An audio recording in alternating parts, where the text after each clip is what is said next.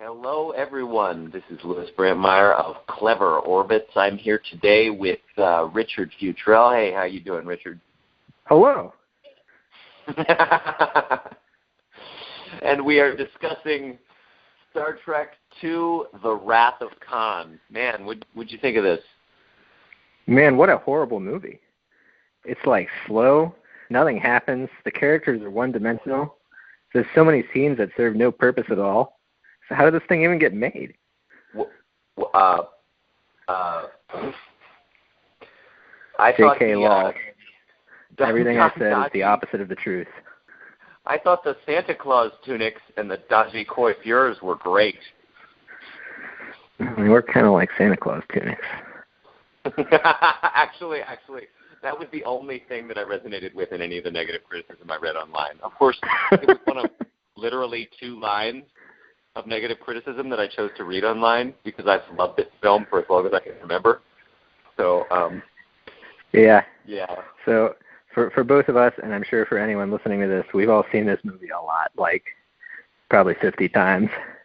And so, I mean, that's fun, and that means that we're very familiar with it, and that means we can reach very deep insights.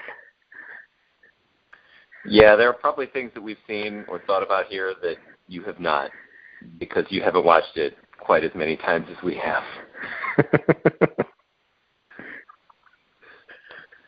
Like the no smoking sign, which is clearly one of the secret stars of this film.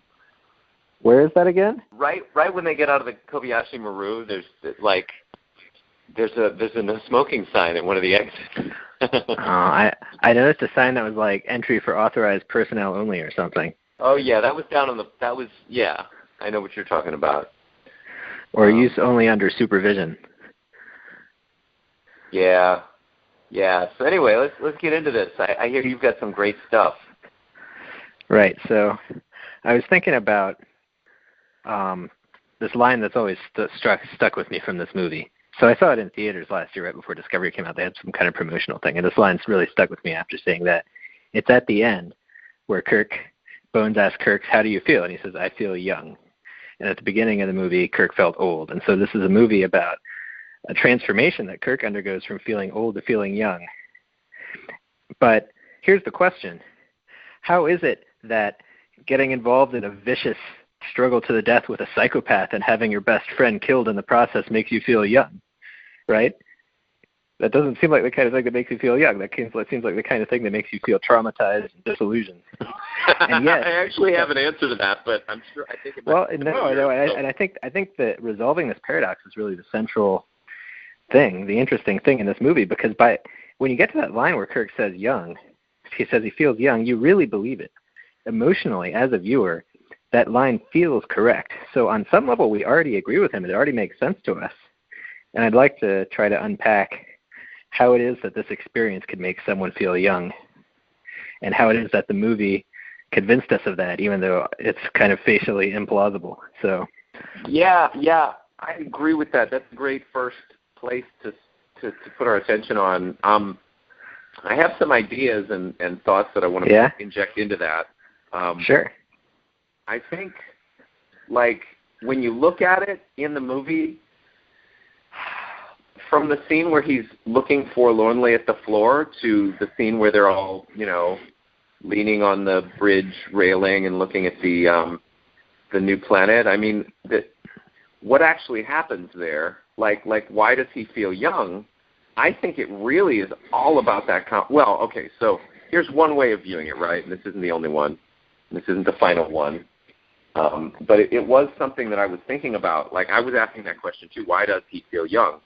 And it's almost unbelievable, the quickness of the transition between him being sad to him, like, feeling young. But maybe that conversation happened a lot later. Like, maybe they gathered on the bridge. Maybe the Genesis planet, like, formed over a series of weeks. And that conversation, like, probably the funeral was not, like, the same day. Probably there were a couple days at least. And maybe there was a day between each word in that conversation. No, I don't think so. No, I think there's one clue to this because you look at the book that Kirk was reading, which, interestingly enough, I saw earlier in the film. He just hands it to Uhura, and if you're paying attention to Uhura, like when the group disperses, Uhura is reading the book, which, like, it's funny to imagine that, like, he was just carrying a Tale of Two Cities, and, like, he just wanted her to hold it so he could make his announcements and, like, review the crew at this initial, like, walkthrough in the torpedo bay, and that she actually took it as an assignment to go read the book. like because he handed it to her. But probably, you know, he didn't actually want her to read it. Anyway, the book is, I think it's a long book. I mean, 700 pages. Yeah, and he's finished it by the end. The what? And he's at the end of the book, at the end of the movie. He's almost finished, yeah. And there's a lot of cool symbolism in that scene, too, that we'll get to. But so I think he's had some time to process the grief, and I think he's had some time, well, most of it before, you know, after the funeral. You can see how emotional he gets, like his one tear, which is absolutely heart-wrenching. I mean, this is, I think, William Shatner is at his absolute level best as an actor ever. I can't think of him being better than this anywhere else. Maybe when he plays himself in Free Enterprise, maybe that's as good. But anyway, we definitely need to watch that movie. I'll put that on our list at some point because it's so good. But yeah, no, I know you're chomping at the bit to share what your thoughts are. But I just wanted to say, like, my thought was he's teachable. Like, he's discovered something that he hasn't experienced before. He's facing death for the first time in his life, and he's also experiencing being a father for the first time.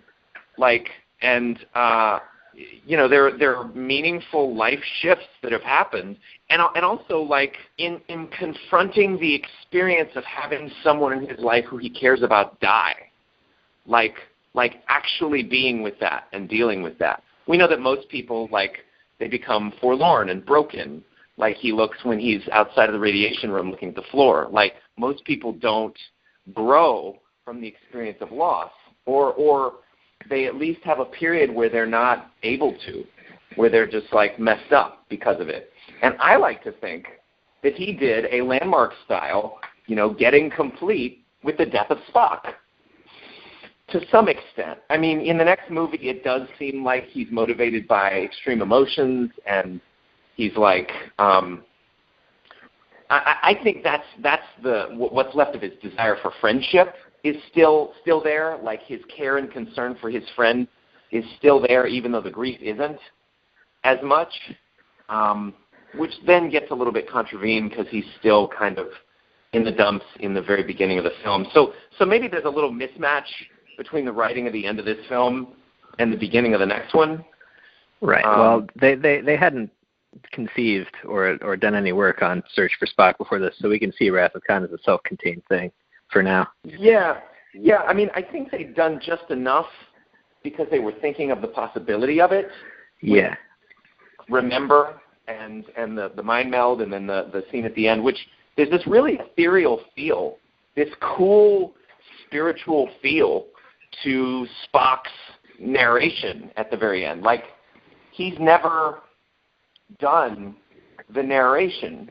I think this is the first and maybe the only time that he does that narration, which is like, if we were talking about chaos magic, that would be the invocation to Star Trek, like to speak those words. And so it's like his being gets distributed into the universe of Star Trek itself. Like, he's still associated with it.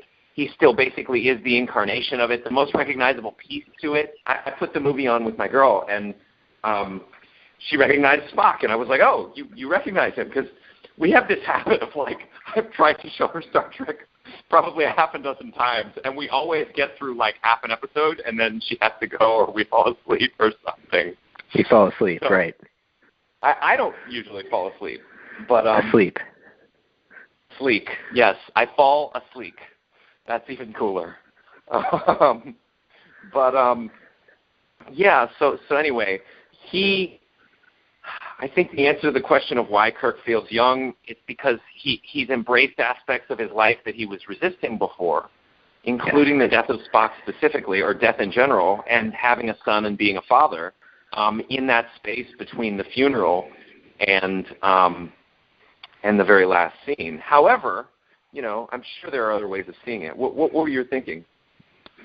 So, first of all, I agree with what you say. I think pursuing this question really takes you right to the core of this movie.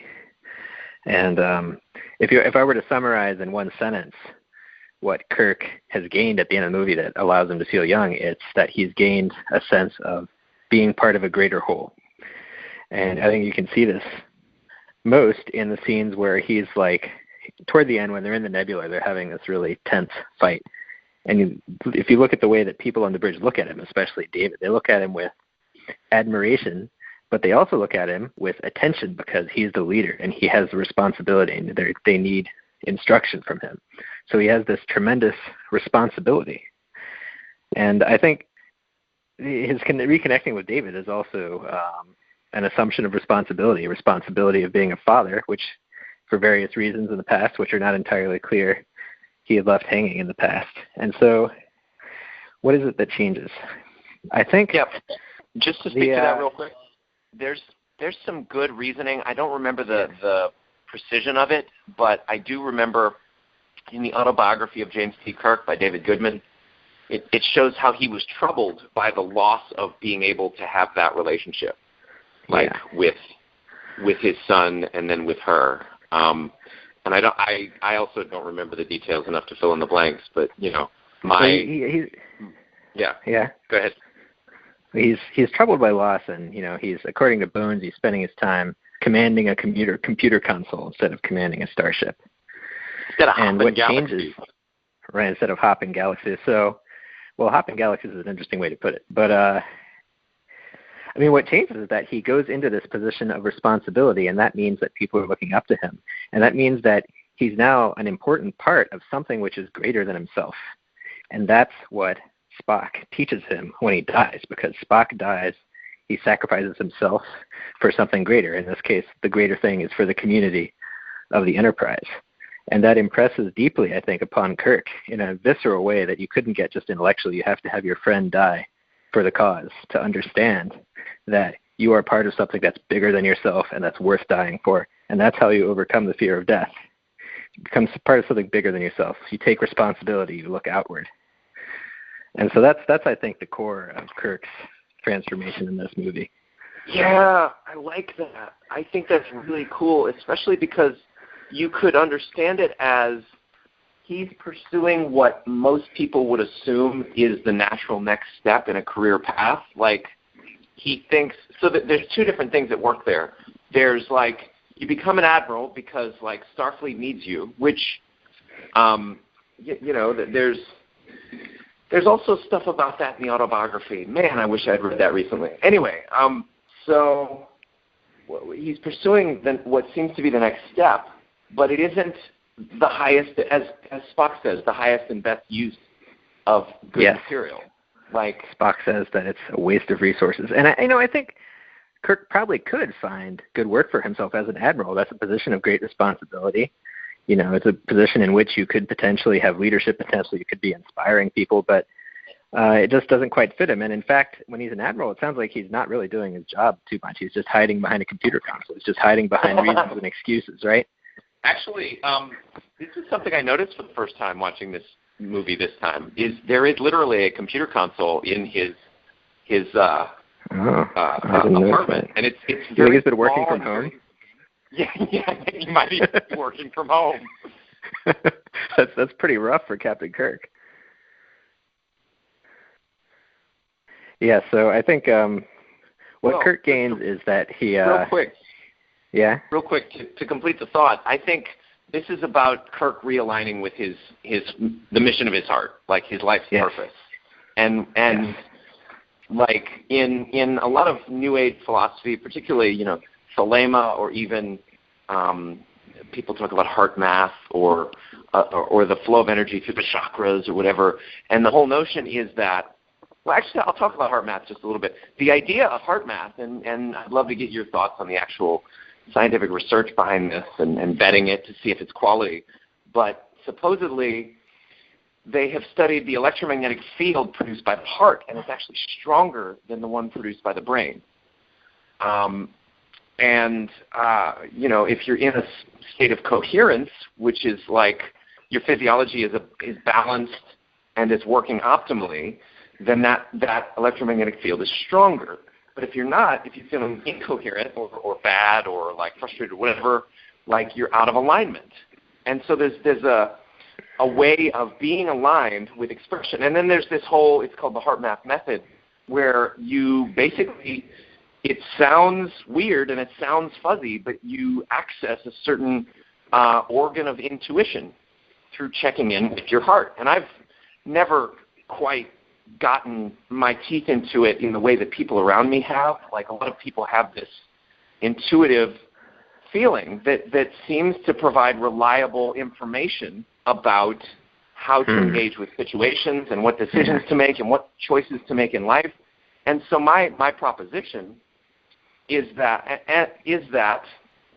his heart, literally, physiologically, isn't in, I mean, proposing a model for what's going on in the film, right? Isn't in what he's doing, even though he thought intellectually in his mind that it was the right choice. And so it takes him being shaken into feeling his heart in his love for Spock and his love for his son, which there is definitely some. That wasn't like a really intense hug he gives David, but it was a hug, and you could see he was No, crying. It's definitely something. It is, and he kind of taps David just a little bit, like, this is a new sensation. I wonder if I'm doing it right, kind of. And so I think that what one reader could bring, or one view could bring to this, is the idea that he literally gets back into his heart. And you see that he's there from then on. I mean, he we all develop, right? But in Star Trek 3, he's entirely motivated by his love for Spock. And then the voyage home, he's kind of happy-go-lucky. He's also motivated by his great compassion for saving Earth. And then I think Final Frontier. So, like, anyway, that's one way, I think, of him becoming more young, is he's become realigned. He's transformed to become realigned with his purpose and with his real mission, where he's really supposed to be, which is in command, making decisions, and being in service and contribution, like you talk about. Like, that's being responsible as a leader. And he's even in the inquiry of, what does it mean to be a leader? Like, I told people this stuff about life and death, but, like, gosh, I don't even really believe or experience it for myself. And then David's like, no, man, you words are where that's where ideas begin. Yeah, I thought that was cool too. That was a cool little line. Yeah. So they were just words. Words, the beginning of ideas. So yeah. So no, I totally agree that he's coming into alignment with the mission of his heart, as you say. And the thing that allows him to use that mission to transcend death, I think it's crucial that mission is something that's bigger than himself. That's why Spock's death is so meaningful. His solution to the Kobayashi Maru of sacrificing himself for the greater good. That's why that's the lesson there. That's why that's so meaningful. It's that he's part of something that will outlive him in a simple physical sense, but which is also greater than him in a sort of deeper metaphysical sense. And one interesting thing in this movie, as a little sidebar, is that, what are they fighting for in this movie? They're fighting for their community. They're not fighting for, like, the Starfleet ideals or stuff you get in other movies in the Star Trek media. It's all purely community-based in this. And I think that's fine. The reason ideologies exist, I think, is to hold together communities. So that's how it is.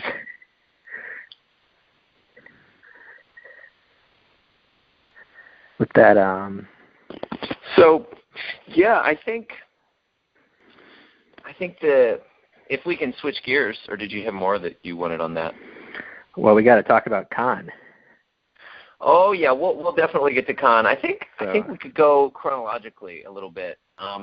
Sure. I like the music and really the stark simplicity of the blue lettering in the very beginning of the film. Oh, yeah. Yeah, the music is, it starts off a little unsettling, so you know something scary's out there, then it gets adventurous, and the star field's kind of tilting, so it's kind of fun. It's like you're on a roller coaster or something. Yeah. It's really, like, triumphant, too. This is a film that knows that it's good, is what I would say. Like, it's probably not a movie in which the psychopath is going to win.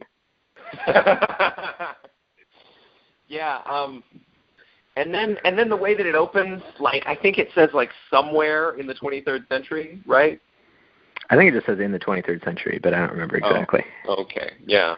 I like how it opens, honestly. I mean, I like that you think everybody's dead, except we don't, because we've seen it 49 times, so it doesn't have that impact. Yeah, but it's hard to imagine what it would be like to see this the first time and maybe think something's really going on there. Yeah, and you know, it is. I'm going to talk about this a little bit next week and the week after, because we're doing the Kelvin timeline movies. But like, I really wish it had been possible for us to like get selective amnesia and to experience this film for the first time, because there must have been a very unique impact, dramatically and emotionally, physiologically even, that people had that you know, was very intense, that we're just not able to access. And it's that same kind of thing where, like, when I watched the very first Kelvin timeline movie, I had built up to it for like 8 months and was really excited about the return of Star Trek. Yeah. And like, I wept and I was enthralled and I was thrilled, and at that moment I think in my journal I gave it a 9.9 out of 10. Like, and it was only after 3 or 4 viewings that I started to question it. And, you know, it's probably only next week when we watch it that I'm actually really going to question it. And I don't think I would argue that the first movie is bad at all. It tried to do something new, and it was different, and it was good. It just wasn't intellectually stimulating the way that most Trek is, or not quite. And then the same way with Star Trek Into Darkness. I researched that film for like 7 months. So just imagine being some of the people who were looking at the trailers for this, and then you watch it. I mean, yeah, there's a divorce from historical and other contexts that happens when we analyze these in isolation. So it's just something to note, something worth saying once on these podcasts. Interesting. I mean, what makes a movie good over time is that it stays good after the hype is gone. And not every movie does that. Some movies are also extremely disappointing the first time you see them, and then they get better and better the more you watch them and think about them. Yeah, like Total Recall. The original one. Watched that again since we watched it. You remember when we went to the theater late in the run of the first J.J. Abrams Star Trek movie, and we thought we were the only 2 people in the theater, so we were talking throughout the movie, and then it turned out there was some third guy in there? I don't remember that, but I can imagine. Yeah. So yeah, anyway, let's see. What I liked were the uniforms. Red is my favorite color, so of course there's a lot of red in this film. It's the color I associate most with this film generally. And Nicholas Meyer looked at the uniforms for TOS and for the first film, and he said something like, you know, those look like pajamas. We don't really need. We need them to look Navy. This is a Navy. You can also very clearly see the actors' crotches in those motion picture uniforms. Well, I'm glad that somebody was looking for that. Michaela noticed that. She noticed that when we were watching it together. Oh, cool. She said you could almost tell if they were circumcised or not. I guess I'll have to notice that when I'm rewatching the film. You're welcome. Thanks. That'll be a thing probably. The gold Admiralty lining on Kirk's uniform is really cool. Like, it's really subtle, but you can tell that he's an admiral from that lining. There's never a time when I'm not in the mood to watch this film. It's kind of, well, actually, I was thinking about this for the very first time because of how much I analyzed it this time. I don't think I'm in the mood to watch it immediately after, which is kind of sad because my girl has only seen the first hour, so I'm probably going to watch the second hour again with her right when she gets home. But I think you'll find you can get yourself into the mood. It's not that hard. Yeah, I like the new bridge. I like the curved wall at Kirk's fireplace. These are just little tiny things that I noticed. There's like that, you remember in the hallway where Kirk and Spock have their first real scene together, there's the big ball on the outskirts of the scene. It looked like, I don't know, a star map or something. I don't even know what There's it was. also like some guy cleaning the floors behind them. Yeah. Like, why is that there? Why was the director like, all right, now we got to have someone with a vacuum in the background there? Yeah, why is that necessary? I guess it shows that, I don't know, that this is not a sterile and lifeless place. Yeah, there are guys whose job it is to, like, clean shit. Join Starfleet, clean the floors. I don't think they went to the academy. Probably not. Probably those are like, I mean, but then you think about the economy of Starfleet in the future, the economy of humanity at that point, like, you don't have to be a janitor unless you want to be. Yeah, so, someone who just really loves cleaning stuff. There are people like that. There must be at least one. Someone who's, at the top of their Maslow's hierarchy of needs is making stuff really clean. So before we get to Khan, I think there's some other interesting things. Mr. Beach on the Reliant, when he's talking to Captain Terrell, his shirt's just like open, and it made me think. I was like, well, shouldn't that be closed?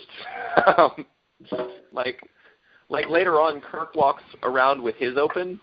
I don't know if anybody else does, but it's clearly like your uniform when you're wearing it, and then you're wearing it properly. You put it on like they do right after they leave the transporters.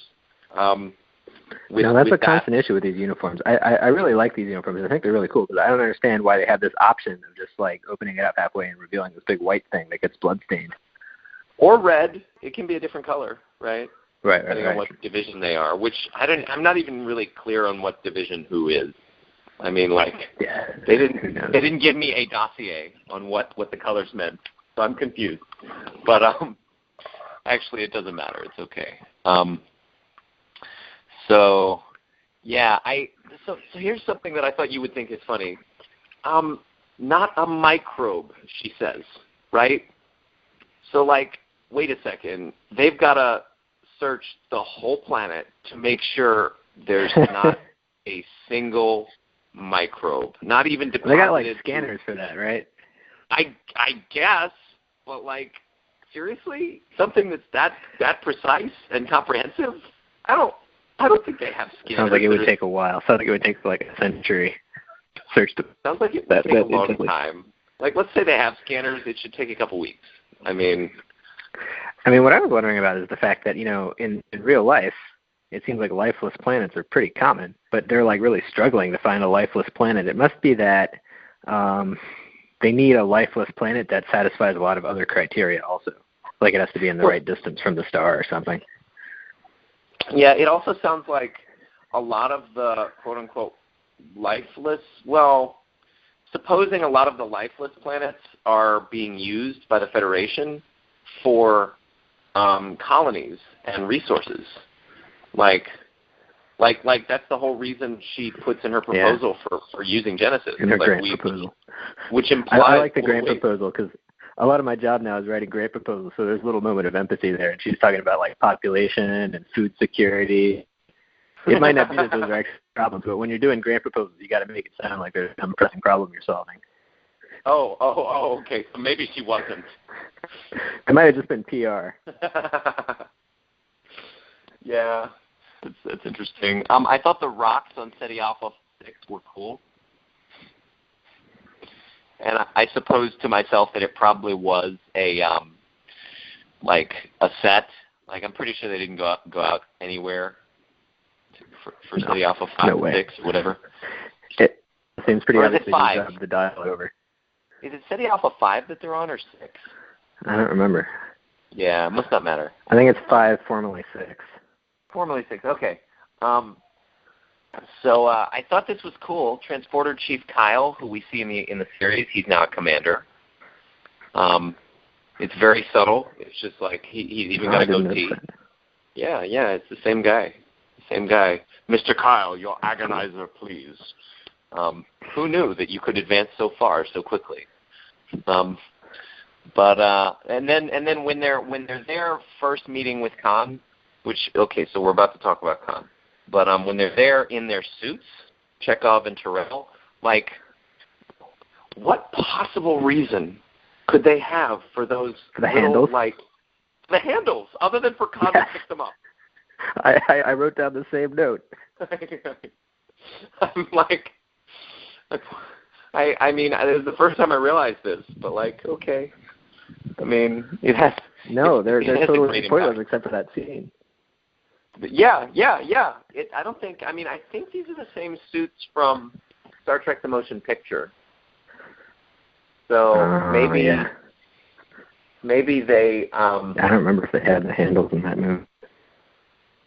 I kind of want to believe that they did, because then we'd have an explanation, but probably not. Well, we might have an explanation. We have an explanation other than it was there expressly for the purpose of Khan lifting up Chekhov. Yeah, we have a, what do you call it? Whatever. The thruster suits. Yeah.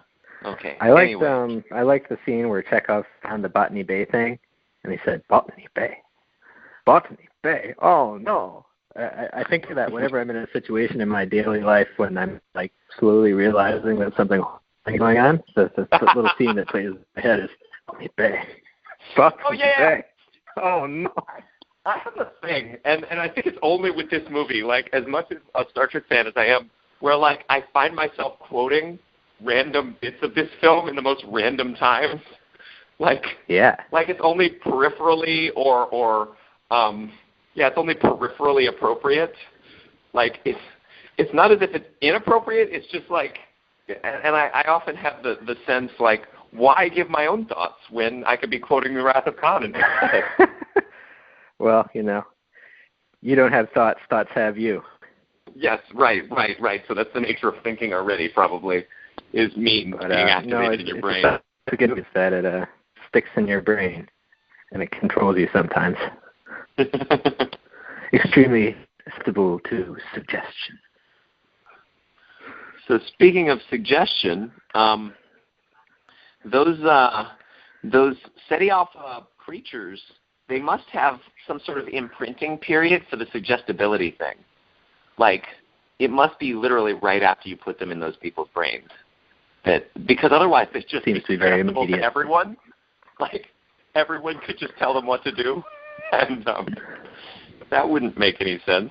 I mean, I guess maybe the only one, if they did work that way, the only people who are telling them what to do is Khan. Like, he's the only one who's given them orders, and maybe it's a like slate thing where he gives them the order to not obey anyone else's orders. Anyway, this is a logical thing. Maybe they only obey the most charismatic guy around. Yeah, which I guess would kind of explain why later. I don't know. They do seem to have some agency later on. Chekhov and Tyrell, like they're fighting it because they know the significance of trying to kill Kirk. Which I really wanted some more hand-to-hand combat between Kirk and Khan. In fact, in one of the earlier drafts of the movie, I believe it was back when it was called Star Trek: The Omega System, Khan and Kirk fight a psychic battle. Yeah, Khan has acquired mental powers during his illusion, or his isolation, and he uses all these exotic weapons and locations, and Kirk survives. Sounds like a very different movie. Yeah, that would have been a very different movie. Very interesting. I also wish they had boarded the Reliant after they had basically disabled it. I thought it would have been cool to have a minor ground war, but then that wouldn't have fit with the rest of the plot of the film. Like, it was very well plotted, well paced, well written. It's just very tight, and so if you add something else like that in, it's going to have a purpose. it wouldn't have. But yeah. So let's talk about Khan. I like his long hair, his voice, his demeanor. I think it's strange that he's wearing a movie-era Starfleet insignia because they didn't have those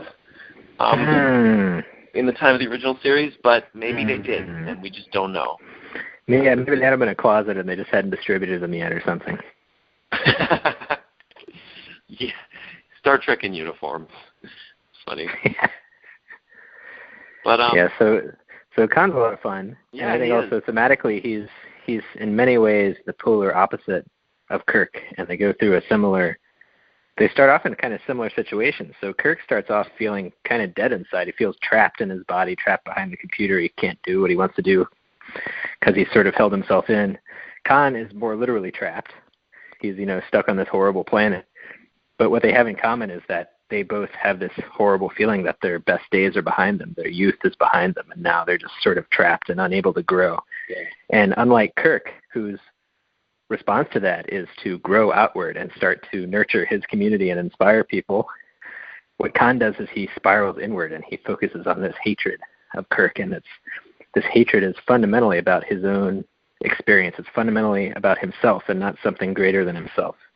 So, like, when Joachim tells him, when they get out of there, they're on the ship, Joachim tells him, we're free now. We can do whatever we want. We can take over the universe. We can do whatever we want. And then Khan says, no, he tasks me.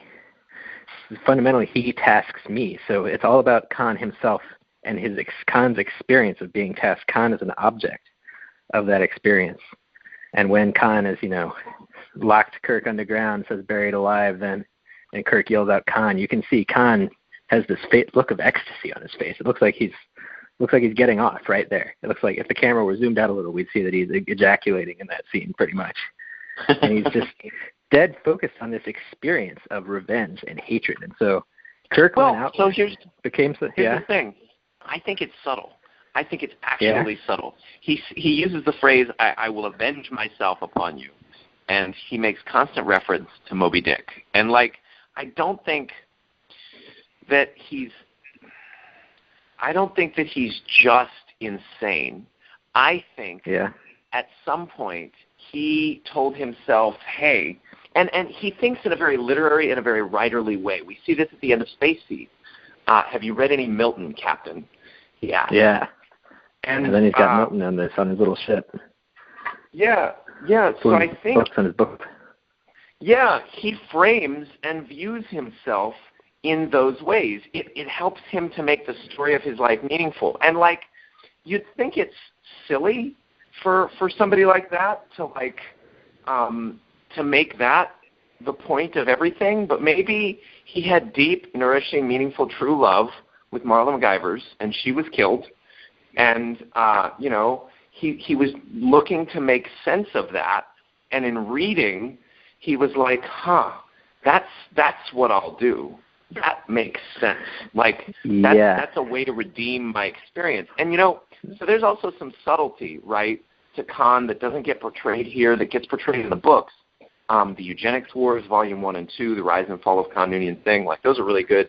Part of a trilogy by Greg Cox that completes with a book called Terrain in Hell, which is all about the time that he spends on SETI Alpha 5. I know you read the summary as well, but basically for our listeners, especially in the comic book version, which is the one that I've actually read, he is defending Kirk to the other Supermen. He's saying, Kirk was extremely generous. I respect him. He bested me. And, he gave us exactly what we wanted, a new life in a new place. This is what we set off from the planet Earth to have. And what we didn't have there, that we couldn't have had there. So, there's a real sense of respect and even, love and care. Well, yeah, I wouldn't go as far as love and care, but, respect that he has initially. And then eventually, Khan's people, there's a splinter group, and they try to use Marla to assassinate him, and it's finally after that, plus Kirk never coming back, which I think Kirk actually did make a mistake. He never came back to check on Khan. I never said he would. It's not his responsibility. Well, I mean... He told him it was going to be hard. Part of being hard means you might die. Well, I think, there was it might not have been a responsibility, but it was an opportunity for him to nourish the space seed that he basically planted. And also, there's a sense that if he had participated, this wouldn't have happened. If he had gone back and said, I wonder how Khan is. So, the fact of the matter physically is he was responsible partially for the events that produced Khan's circumstances. And, when we look at being cause in the matter of something, there is something that he could have done that would have impacted Khan's experience, and he didn't do it. So I'm not saying that, Kirk deserves to have revenge taken upon him. I'm just saying that, one view of it that would be probably more empowering to Khan than to Kirk, but it would be empowering is to think, okay, well, how did I cause this? When he's looking at I find that Kirk looks at the floor a lot in this movie. There's the scene where he's in the tunnel with Carol Marcus, and he's looking at the floor saying, oh, there's this guy who out there who I haven't seen for 15 years wants to kill me, and my son wants to join him. I think it's interesting, with David, the reason that he's angry is he thinks that Kirk sent Khan to kill everybody on Regular One and take the weapon, or take the Genesis device, which is untrue. And so I like to hope that they had a conversation shortly afterwards. It seems like they did, because he's not angry anymore, of course. I think, anyway, Kirk saying that his son wants to kill him isn't really accurate in that scene, because he only wants to kill him because he thinks that he's working with Khan. And then, of course, from last year when we watched the Augments trilogy and Cold Station 12, what Malik and those other people do to get the pathogens from that big storehouse of viruses and stuff is basically what we would have seen in this movie if they had been massively gruesome, brutal, and violent in a way that we didn't really get. Star Trek 2, the rated R version, maybe. So Khan tortures those people on Regular One to get the information. Why didn't he just use those little squigglers? Oh, you're right. Maybe he was out of them. He must have been. Or maybe he left them. Not really. Maybe he forgot them, but he's smart, so he shouldn't have. Yeah, he really shouldn't forgot. Have. Well, he's blinded by rage and white hair. Yeah, he's one interesting thing about Khan is the fact that he only appears in very, very limited environments in this movie. He only appears in that sort of shed at the beginning and on the bridge of the Defiant. And I think that sort of shows how his inward focus, his focus on achieving this experience of revenge, has made his world small. Whereas Kirk's world is getting bigger throughout this movie. Khan's world's getting smaller and smaller until it's just him. I'm going to go ahead and call it. I think Khan needs to attend the Landmark Forum. Yeah, I think he would benefit from it. Actually, so I think I'm also going to have to correct you. You called it the Defiant. It's the Reliant. Oh, the Reliant, yeah. So here's the thing. It would have been cool for it to have been named the Defiant, but that wouldn't have made sense as a Starfleet name, especially until later. The Defiant was built to fight the Borg, so defiance against this threat of the Borg.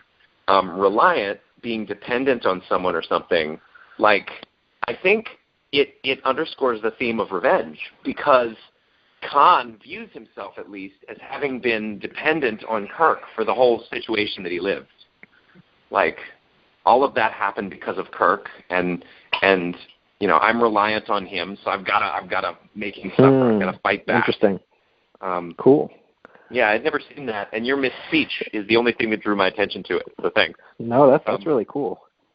Isn't it? Yeah, I mean, Khan is part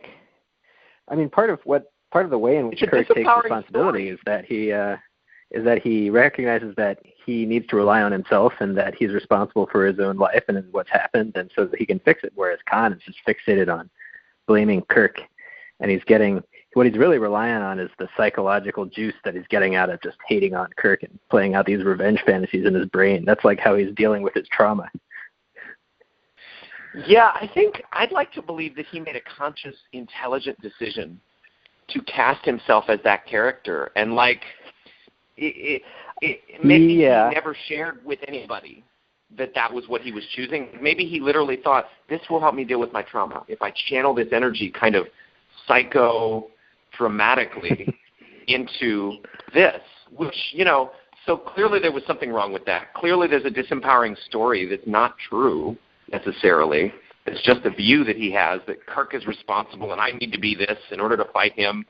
Really, he's just incomplete. That's all. He's just doing that same thing that all humans do, where we make shit up and then we live in that shit. Yeah. And we don't realize the limitation of it or that it's made up or that we're attached to it. And, it's what makes meaning from his life. Which it's funny because I said I like to believe that he chose that as he knows the way the mind works. But not everybody knows how the mind works, making up stories. And not everyone knows how the mind works. And in particular, a lot of people who even know how the mind works they find it very difficult to really apply that to themselves because of the blind spots, right? Yeah. So it's hard to imagine that he read Moby Dick and read about Ahab and thought, yeah, that's it right there. That's what I want to do. But at the end, he's quoting Ahab, so it clearly got in there somehow. I mean, we know that it's because it's a literary device that Nicholas Meyer puts those words in those spots. But when we think about it from the point of view of the character, he was waiting and looking for an opportunity to fulfill those character beats for himself. Yeah. There was part of him that was doing that. And he was satisfied. One imagines Khan happy with how his life concluded. Yeah. Because do you think he saw in the last moment, do you think he saw the Enterprise warping away in his last millisecond of consciousness? No, I think he died before that. I think he died happy. I hope so. I really do hope that he got that little bit of juice out of that. Yeah, maybe. Yeah. Anyway, Khan is just really cool. I think I want to know if he wrote anything. Of course, in To Reign in Hell, Kirk, Spock, and To Reign in Hell is set, I think, after Star Trek 4 or something, maybe after Star Trek 5, and they go back to the Ceti Alpha planet, and they find Khan's journals. And so the frame device is they find what Khan actually thought. And I wish I could read. I would love to read Khan's autobiography. That'd be cool. It'd be pretty good. It might be... if you read it, you might get sucked into something bad yourself, though, in the same way he got sucked in by reading Melville. Yeah, his mind was really powerful. The mind is and that's the thing. Baffling, and powerful, as they his say extremely powerful mind turned inward on this horrible goal. Just, what we're seeing is the horrible destructive power of that. Yeah, the obsessive destructive power. Yeah. So anyway, what else do I have about Khan? His people are kind of like a gang. That's what they remind me of. Yeah, they don't really do much. He doesn't really deploy do much to nurture them or inspire them. He doesn't really seem to delegate too much.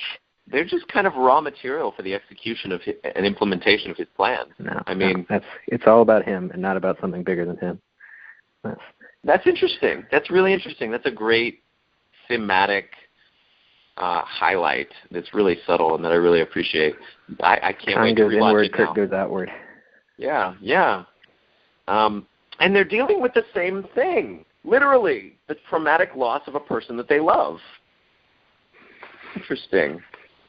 Khan lost Marla, Kirk lost Spock, and one might, I think Kirk has known Spock for a little bit longer, at least, just a little bit longer. So his wound hurts worse, possibly. I mean, that's a philosophical question. Does someone's wound hurt worse because they've known a person longer? There's some the answer is measurable. Yeah.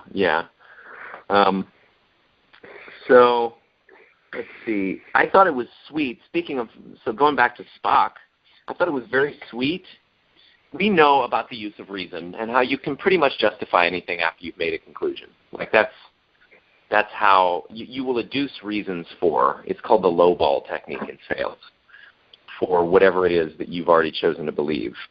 So I don't know if Spock did that. I like to believe that it was more objective when he made this calculation of like the needs of the many outweigh the needs of the few, and you have to take command. Like I have no ego to bruise. He like McCoy sees that Kirk is suffering and that Kirk would do better in command, and so I like that. When both of your best friends are telling you something pretty straight up, then you should probably listen. yeah, totally. Which, interestingly, there's a lot about reflection that we'll get to in a little bit that symbolically kind of represents the both of them, I think, from later on. But, let's see. The vetting of the planet, I think Kirk could have actually vetted the planet that he deposited Khan and crew on a little bit better. And also I feel like it was a mistake for him not to be involved in the life of David, and so the film then becomes about Kirk's mistakes and how they've impacted his life. Like not checking on Khan, and how he takes planet. Responsibility and fixes them. I mean, I guess he fixes the Khan problem by killing Khan. I guess that's not usually the best kind of solution to an interpersonal problem, but it works. Yeah, I think a much better solution is clearly, putting cameras in all the bathrooms. I don't see how that would solve anything. Sorry, I was trying to deploy it, so it didn't really leverage well here. I think there's an interesting presence of random, meaningless blinking lights in the background of this film. There's a lot of those. And we're really meant to believe that they're doing something, but clearly they didn't. I really, however, do want the technical manuals for the bridge controls. Like, clearly they've worked out really intensely to have, like, working lights and levers and switches and stuff. I would love to just, if I could go back in time and go to the bridge set and just take a look at all the controls, I think that would be fun. I like Kirk, speaking of the bridge, I like Kirk's chair. It looks very cushy. It looks very comfortable. And then the jackets that they wear when they go down to Regular One, those are snazzy. I really want one. I literally want one to wear during winter. That would be really cool. I'm sure it's available online somewhere.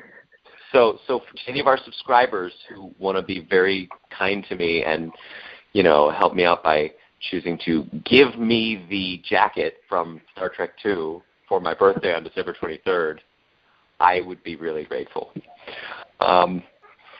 So anyway, that was not the most useful observation about the film. I like when Kirk does his inspection of the Enterprise. I think he trusts the crew a lot. I think he's not just being one of these like casual generals who's, he's powerful and he doesn't feel like inspecting the ship, because that's what I thought at first. I was like, yeah, he's just bored. And that's why he cuts the inspection short. But I think after he does his little funny gesture of wiping one of the consoles in front of Scotty, I thought that was cool, by the way. I thought he was like, hey, Scotty, here's how much I respect you and your crew. I'm going to just check this one console for lint, and because there is none, I'm done. Like, I have enough trust in you guys. I believe the rest of the ship is fine. Like that's what I like to believe. So with that scene where he's wiping the lint, though, there's someone in the back who's like doing some work on the warp tube. Like, shouldn't they be done with all that stuff? Shouldn't that guy be like standing at attention somewhere? Maybe. I guess. Maybe it was mission critical kind of work. Maybe it was stuff that needed to be done right then. Isn't that a bad sign for your inspection? That there's some guy that noticed. I mean, this is actually kind of typical for the way Scotty runs engineering.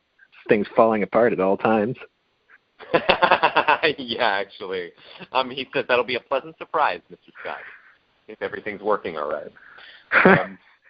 Actually, there's a scene when they're loading the torpedo right after they get back from the Genesis planet, or the Genesis corridor and area within the place.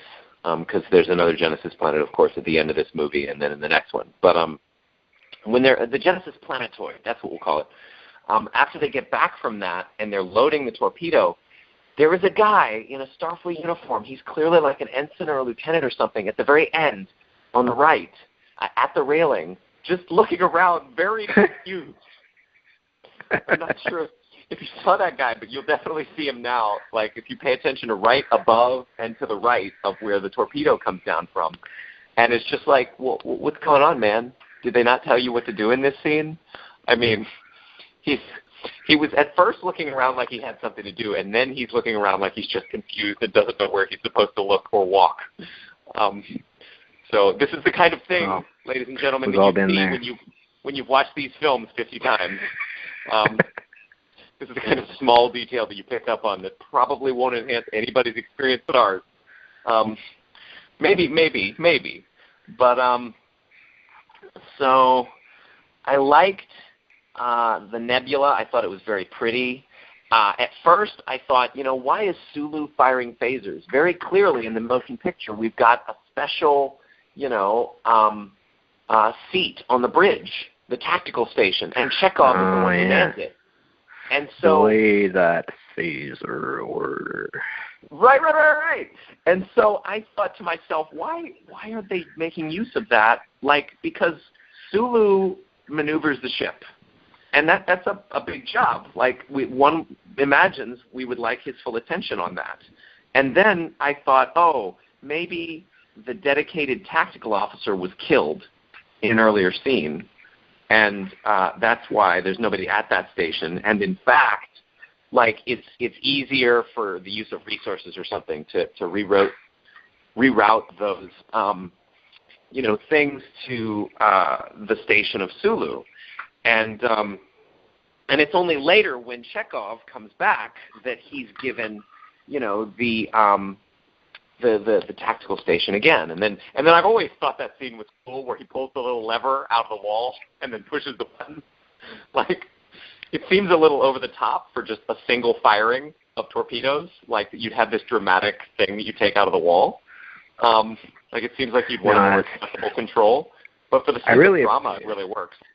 No, I really appreciate a lot of the little ship mechanics that you got throughout this movie. They really enhanced the drama and gave it a sort of texture. Like in the scene in Engineering where the gas is going everywhere and the door's closing, you can see them all running to grab their little oxygen masks from a wall where all the masks are hanging. Yeah, that was so well done. Yeah, it was all those little details just make it great. Just make it very believable. Yeah. Mm-hmm. Let's see. There's other stuff. The other earlier versions of the draft of the script were really interesting. I highly recommend that to anybody who wants to look at the Memory Alpha stuff. I mean, of course, thankfully, they were all dropped, and the elements that were incorporated into this film, because none of them was as good as this. But let's see. When Spock is talking about it would destroy such life in favor of its new matrix, there's a whole book series called the Genesis Wave series. It's really good. It's really entertaining and fun, where somebody in the 24th century makes use of the Genesis technology, like brings it back into use, despite Federation agreements with the Klingon Empire that nobody will make a weapon that's that terrible, which I think happens after what the stuff in Star Trek IV, where they're put on trial. And the Klingon ambassador's pissed off and stuff. He's like, Kirk. Which is interesting because in Star Trek IV, there's that same video that Carol Marcus makes about like her proposal, except it's Kirk at the beginning, which I don't know why such a video exists for the Klingon ambassador to use Kirk talking about the Genesis project. But anyway, maybe there was some reason he needed to disclose it to the Federation. I don't know, whatever. I think the blood on Kirk's uniform, after Midshipman Preston dies, is really a great symbol, because literally he's got the blood of everyone who's on that ship who's died on his hands. Because of the mistake that he made in not raising shields as quickly as Saavik wanted him to. So there's another mistake. He is getting old.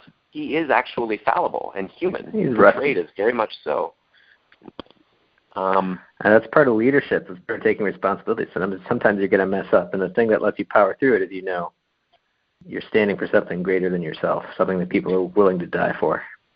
Yeah. So the real theme of this film is realigning with mission and heart purpose in such a way that your leadership style is edifying and contributory to a larger purpose and community.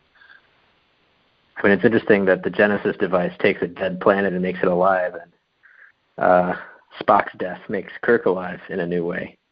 Yeah, the events of this film bring him back to life. That's cool. And one way you could see this is that all those dead trainees and Spock, they're just like a big blood transfusion into Kirk. But oh, that's kind of terrible and cool. In order to feel young, just get some people to die for you. That would be the Red Letter Media way of talking about this. That's the lowest form of the story. That's a very low form. So I put a little bit of thought into this. The transporter effect is cool.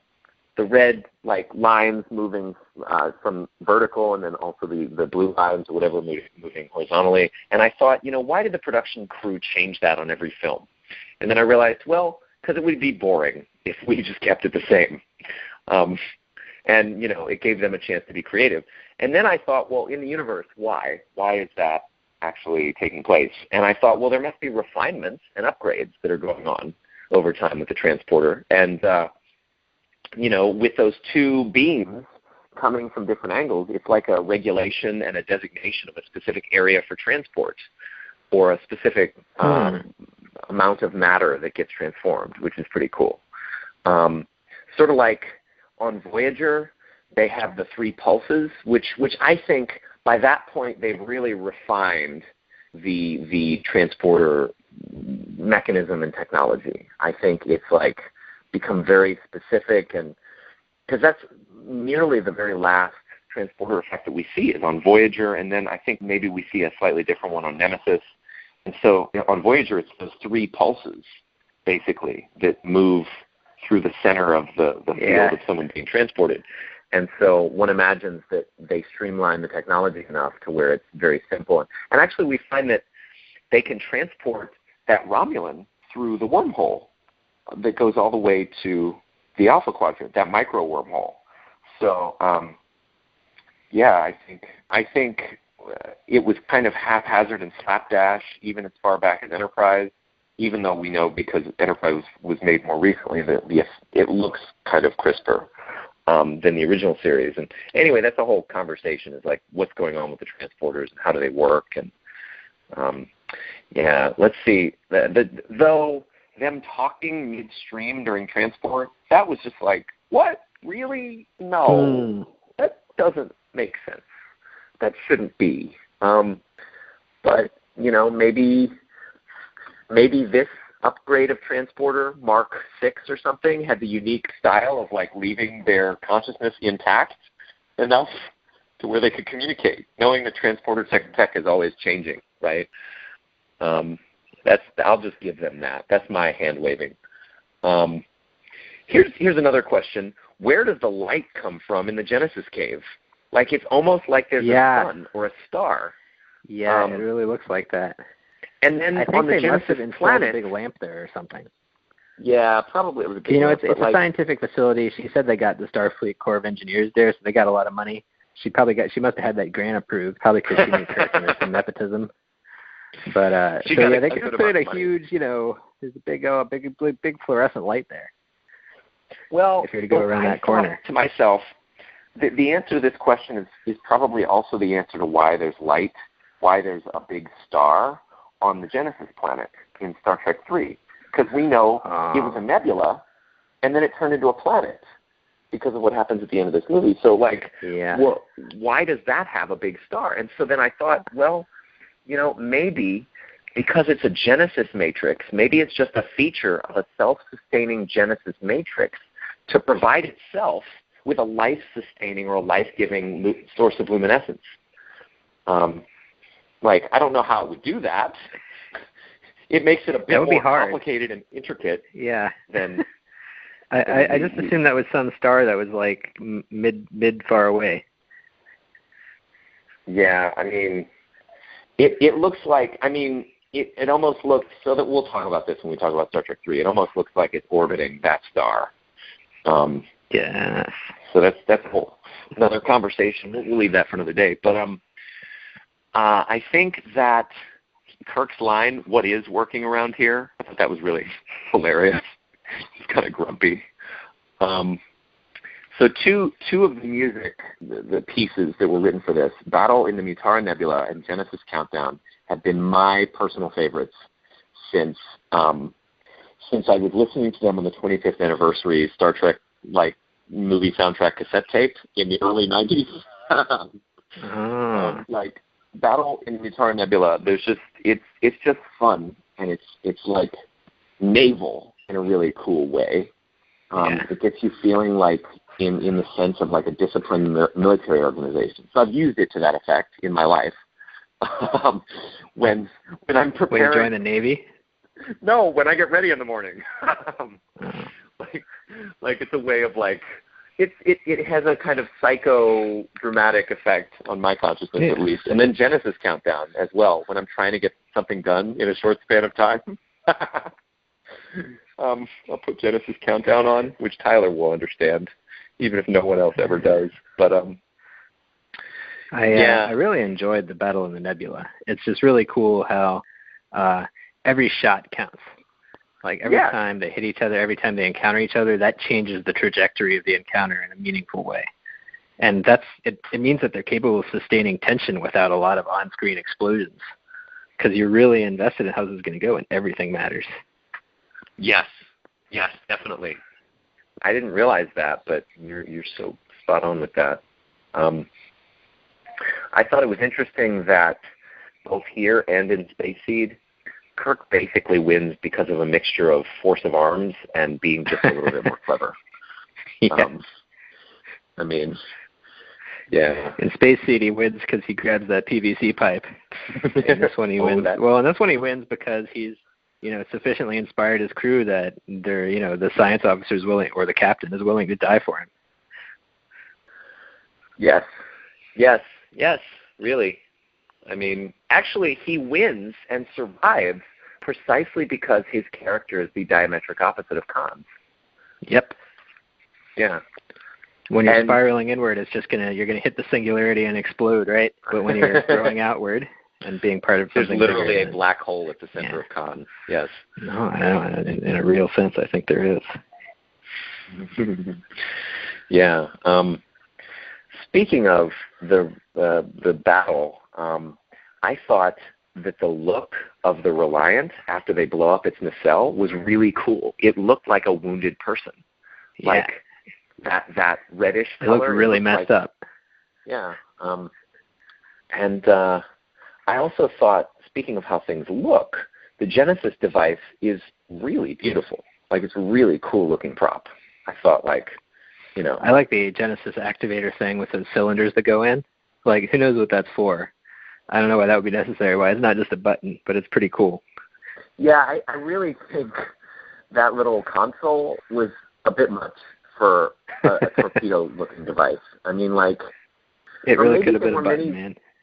Maybe, so they say earlier on in the film, I don't think I could program one more iota into this thing. And, Khan just uses it as a WMD. He doesn't really use it to its full potential in, precisely creating environmental and ecological conditions for a planet.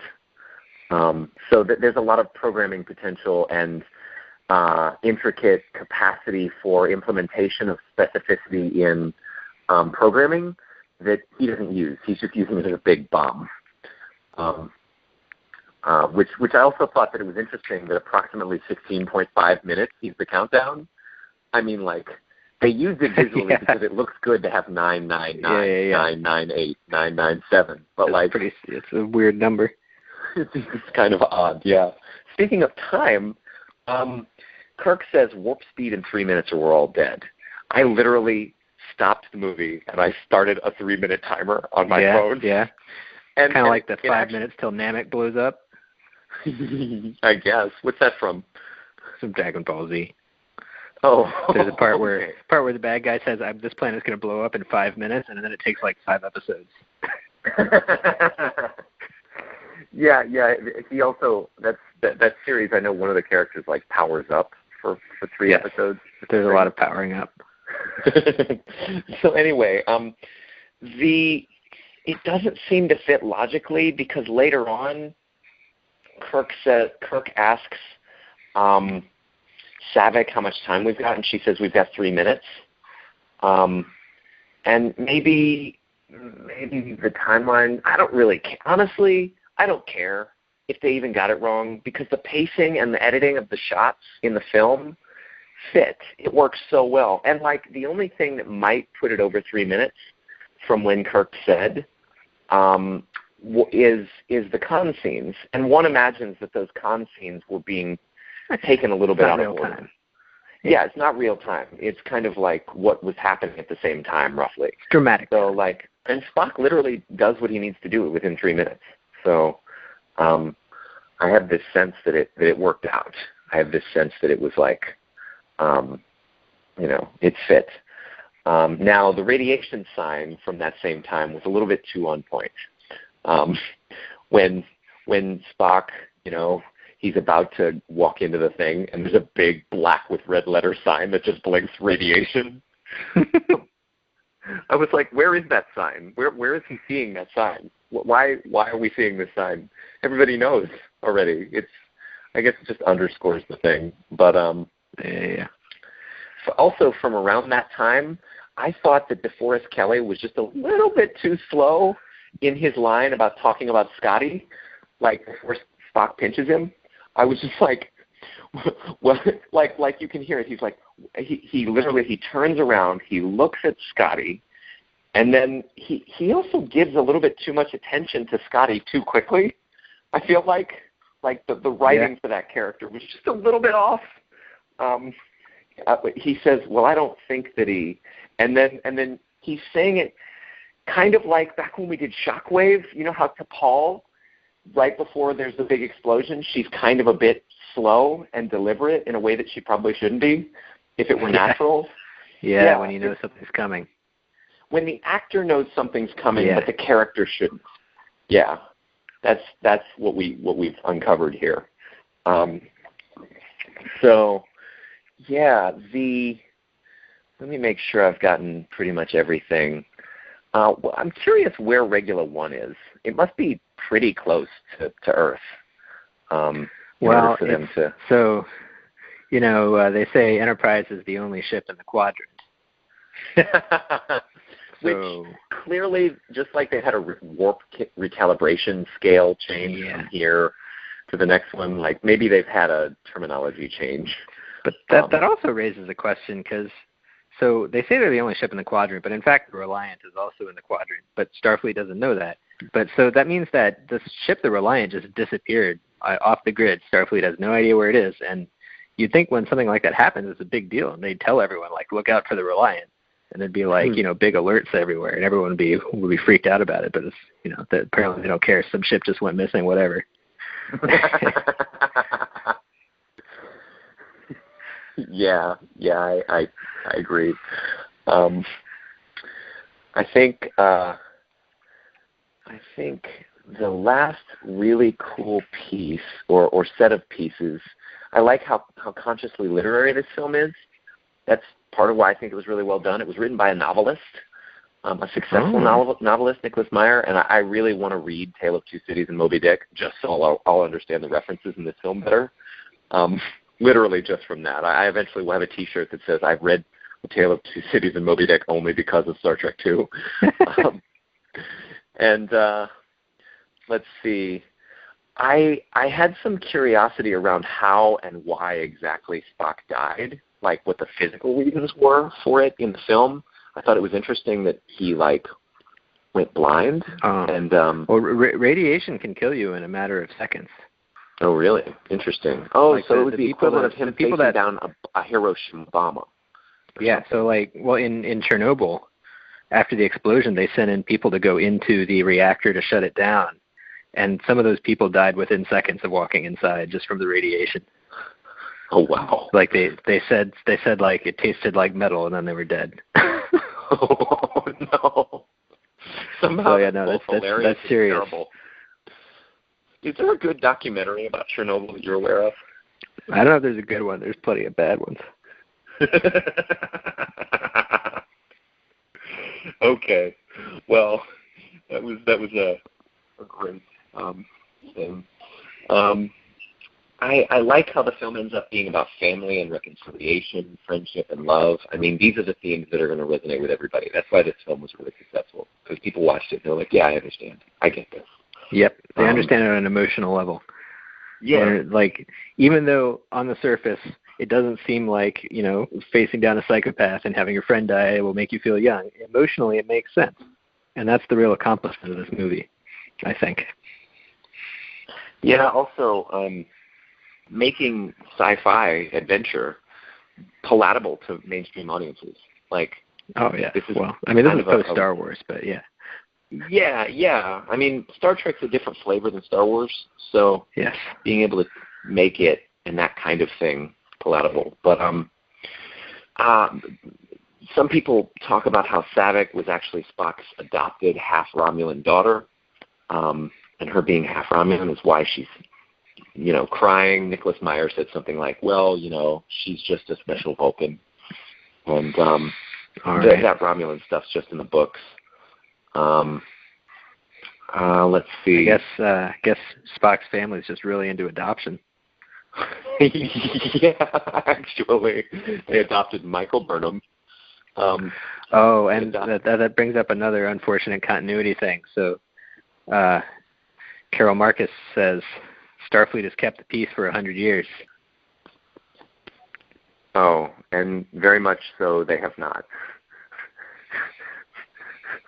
Looking at Discovery, right, and the Klingon War, they failed. Maybe very recently. Maybe the Klingon War maybe everyone's just forgot about that. Maybe that was so traumatic that they had to scrub it from history.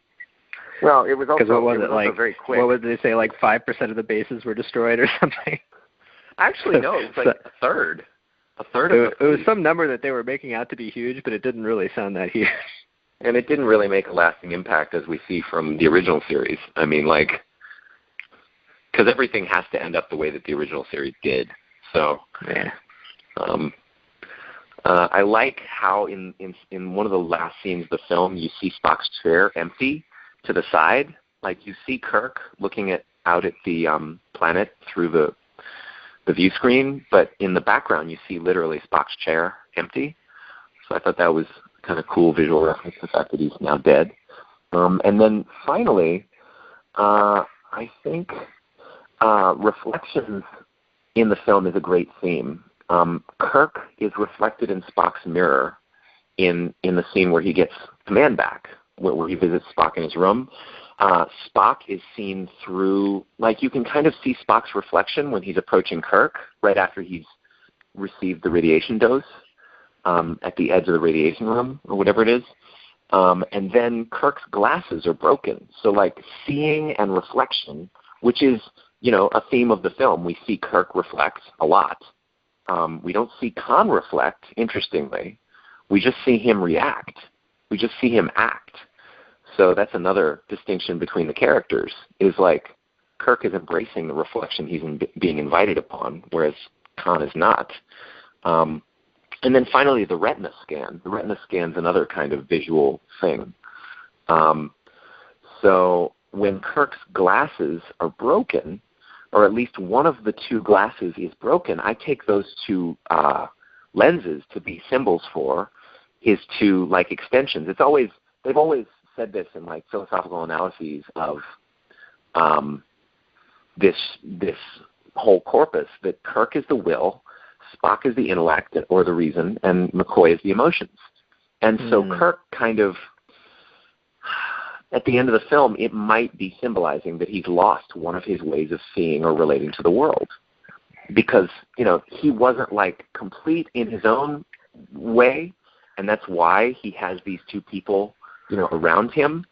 because they supplement him, as any good leader should in any organization, really, because we're all limited. We have limited capacities and predilections and things that we're good at, so we make ourselves more complete by surrounding ourselves with people who are experts in things that we're not. So for him, that's who Spock and McCoy were for him in his life, even if he was just an admiral and he no longer was operating as starship captain.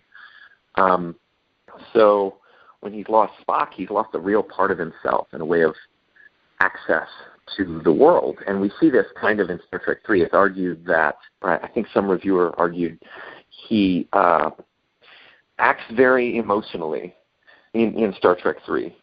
And he's kind of, not thinking things through very carefully, which I wouldn't write it down. Because his brain is gone.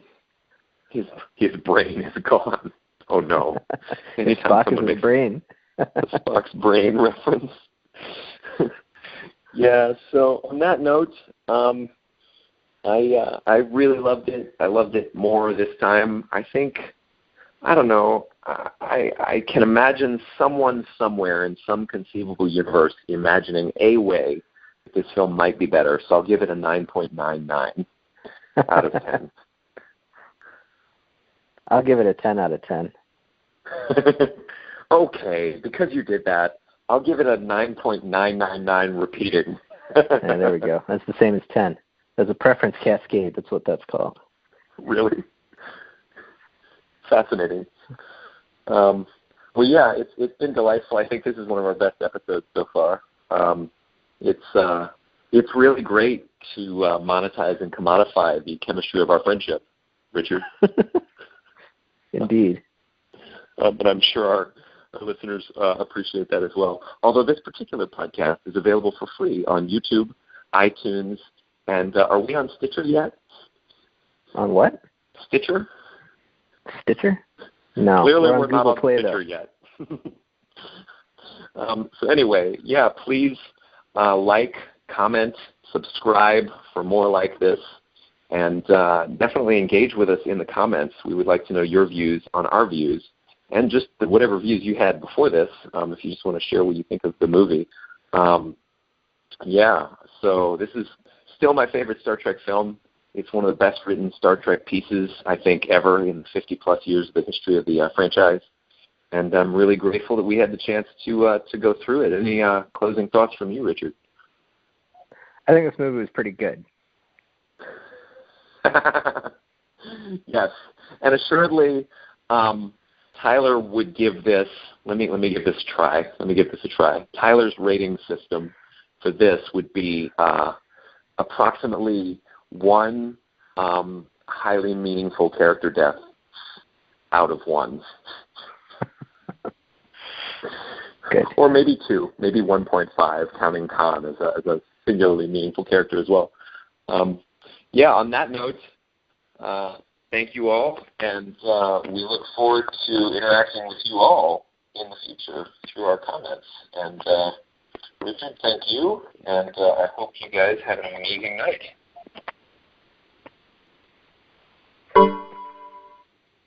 Hello?